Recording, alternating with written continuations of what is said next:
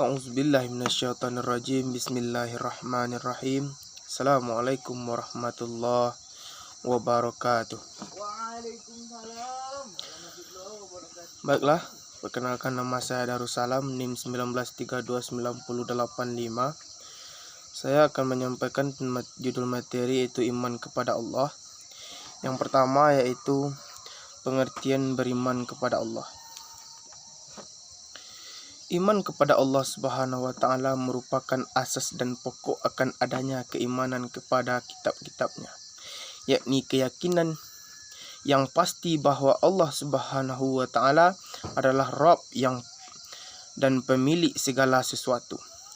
Dialah satu-satunya pencipta, pengatur segala sesuatu, dan dialah satu-satunya yang berhak disembah. Tidak ada sekutu baginya. Semua sesembahan selain Dia adalah sesembahan yang batil, dan beribadah kepada selainnya adalah kebatilan. Sebagaimana iman bisa berkurang dan bertambah, sebagaimana amal juga berkurang dan bertambah. Yang menjadi karakter iman, ada 5 karakter iman. Yang pertama yaitu keyakinan hati. Yang kedua, perkataan lisan. Yang ketiga, amal perbuatan. Yang keempat, bisa bertambah dan bisa berkurang. Yang selanjutnya yaitu tentang pengertian Asmaul Husna.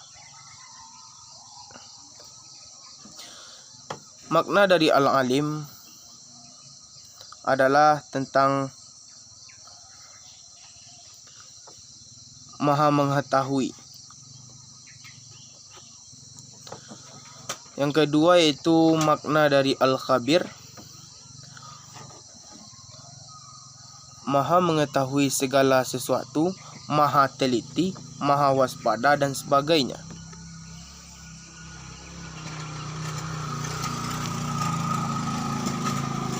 Yang ketiga yaitu makna dari As-Sami' adalah Maha mendengar. Adapun yang keempat, makna dari Al-Basir adalah Maha melihat. Yang ketiga yaitu hikmah beriman kepada Allah. Yang pertama, hati menjadi tenang.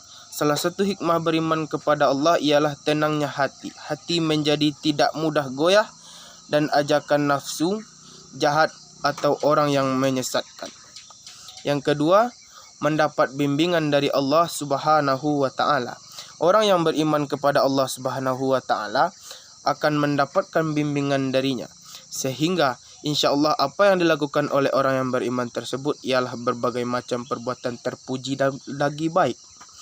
Yang ketiga, mempunyai rasa kasih sayang yang tinggi. Hikmah beriman kepada Allah dapat membuat dari mengingat orang lain seperti anak yatim, fakir miskin, dan menghargai sesama muslim. Dan orang yang beriman kepada Allah sangat tinggi dikarenakan orang yang beriman akan mempunyai jiwa rendah hati, sering melakukan amal soleh, menyayangi semua makhluk ciptaan Allah karena tidak ada satupun ciptaannya yang sia-sia. Yang keempat, diampuni dosanya dan mendapat pahala besar. Orang-orang dijamin akan diampuni dosanya dan diperoleh pahala yang besar karena ketaatan dan kepatuhan terhadap perintah dan larangan Allah Subhanahu wa Ta'ala ketika berada di dunia. Yang kelima, diberi kemudahan hidup.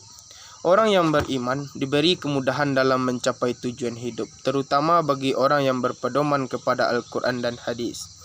Yang keenam, tidak akan musyrik. Dengan mengetahui kebesaran dan keagungan Allah Subhanahu wa Ta'ala, tidak mungkin seorang yang beriman akan berubah menjadi musyrik kecuali Allah berkehendak. Yang ketujuh, rasa syukur bertambah. Allah Subhanahu wa Ta'ala yang menciptakan segalanya, memberi nikmat yang sangat besar kepada kita. Sudah sangat sepantasnya jika kita terus dan semakin bersyukur atas segala karunia yang telah Allah berikan.